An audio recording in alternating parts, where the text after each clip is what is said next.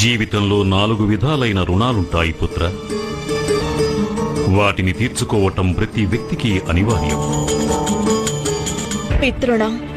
తల్లిదండ్రులు తమ యావత్ జీవితాన్ని తమ సంతానాన్ని పెంచి పోషించడం కోసం అంకితం చేస్తారు, కష్టాలు పడతారు. వారి రుణం తీర్చుకోవడానికి గాను సంతానానికి తల్లిదండ్రులను సేవించుకోవడం అనివార్యమవుతుంది. బ్రహ్మరుణం. ఎవరి వల్ల ఈ జీవితం లభించిందో వారికి చెల్లించేది. ఈ రుణాన్ని తీర్చుకోవటం కోసం కోరేది ఒక్కటే.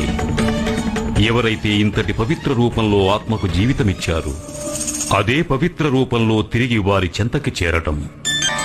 దేవరుణం దేవతలందరికీ చెల్లించేది. వారి యొక్క ఆశీర్వాదాలతో అందరి జీవితాలకు పాలనా పోషణ లభించగలదు. వారి యొక్క రుణాన్ని తీర్చుకోవడానికి గాను మనం చెయ్యవలసినదొక్కటే. మనం మన అవసరాలకు మించి ఎంత మాత్రమూ కూడబెట్టకూడదు.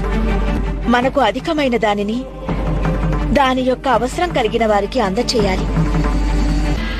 ఇక 4వ రుణం ఋషి అనగా గురువుల రుణం.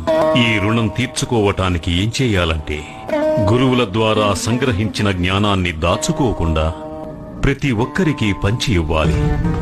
జ్ఞానాన్ని వృద్ధిపరచాలి.